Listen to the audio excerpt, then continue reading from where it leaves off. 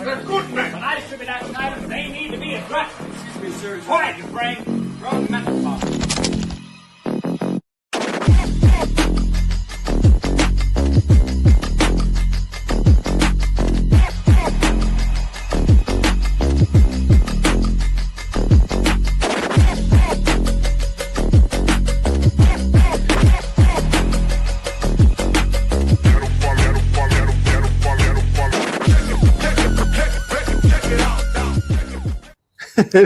This shit is all. Yeah. No, it's all good. Hey, you were telling me about your sister, and she watched the show. She watched the show, and what she was saying was, she says, actually, brother, it's a good show. Okay. And the one you're talking about is the one we just finished. The one we just finished. Quest. Finding Fathers, episode 2. Yeah.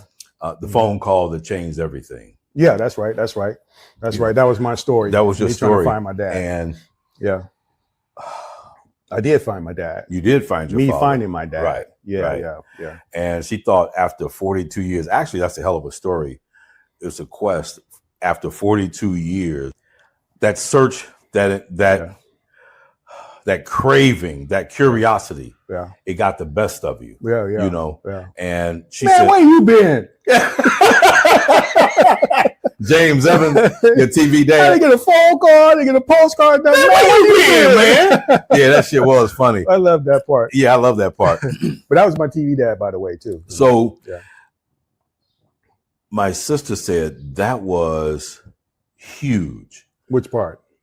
You hiring a private investigator. That's how serious. Yeah. That's how serious it was for you to connect with your father and your two brothers. Yeah. They weren't interested, you know. Yeah, they didn't have the same drive, man. Just like I mentioned in the show, which is fine. Like I said, everybody got their own quests. Everybody got their own thrills about doing things. And like I mentioned, man, when you're driven about something, it doesn't matter what people think, man. You know, I've always, that's why I'm a competitor. Not only does it not matter, it's not even mental entertainment. Right. It's not even entertainment. It's but I can't tell you why people have those mental, breakaways from whatever it is that they say, it's, to me, it starts with passion. If you're passionate about something, you go your all into it, because like my brother, he's an artist. I mean, dude can just draw like it's he can draw something like our logo right here, man. I mean, detailed like that too. That's how talented he is. But if you don't have the passion, you lose that talent, or if you still had a talent, you don't take it to the next level. A whole nother level. Exactly. The H&L. Exactly.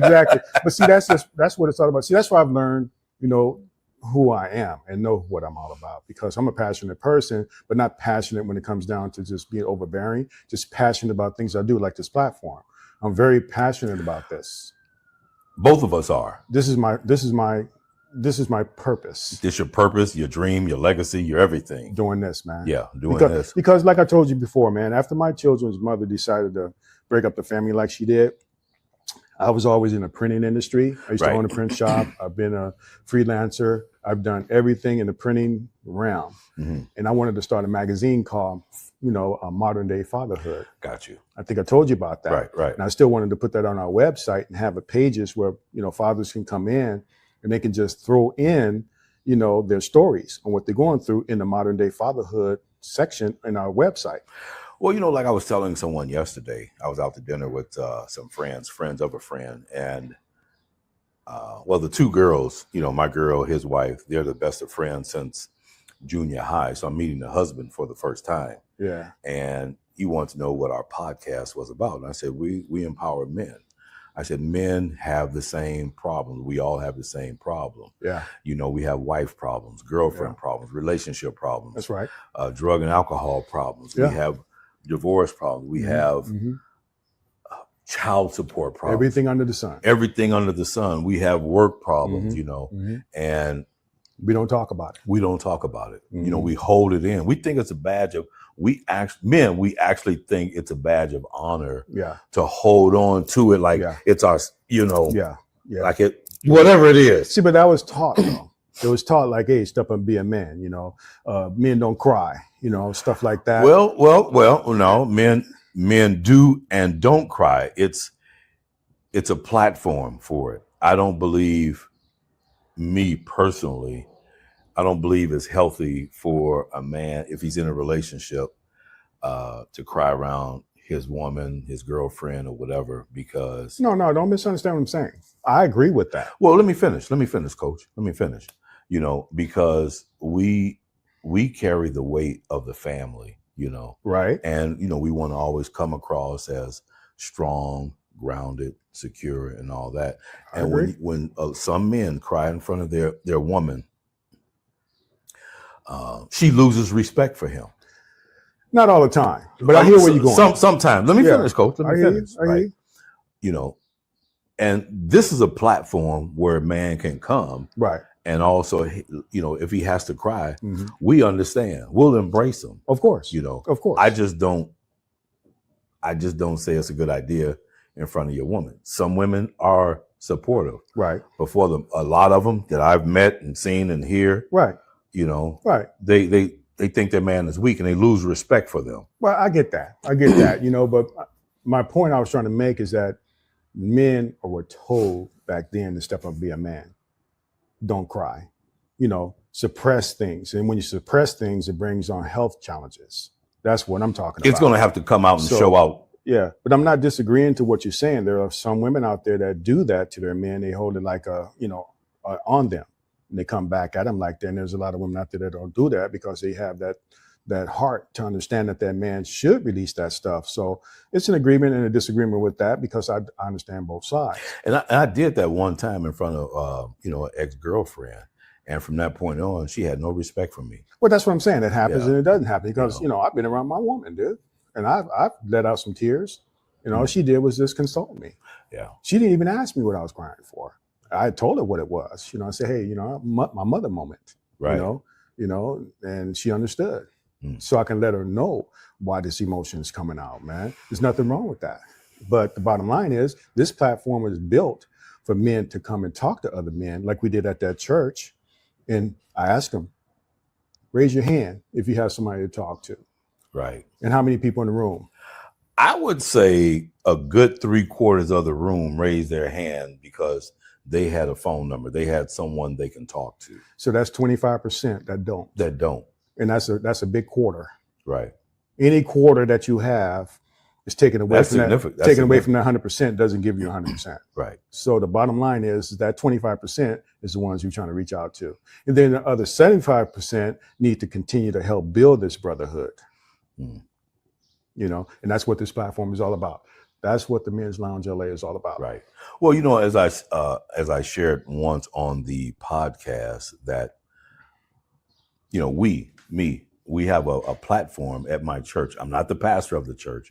I'm a member there, but I facilitate the men's group and we meet every other month. And isn't that the last Sunday of the month? Pretty much the last Sunday of the month, every other month. And there's an opportunity for us to get together live, network, talk, express, cry, learn, share, whatever. It's there for support.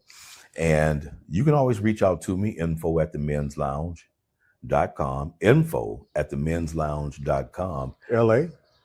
Oh, let me say it correctly. info@themensloungela.com. Right. info@themensloungela.com. And inquire when we're meeting live. It's for men only. Right. We meet live every other month.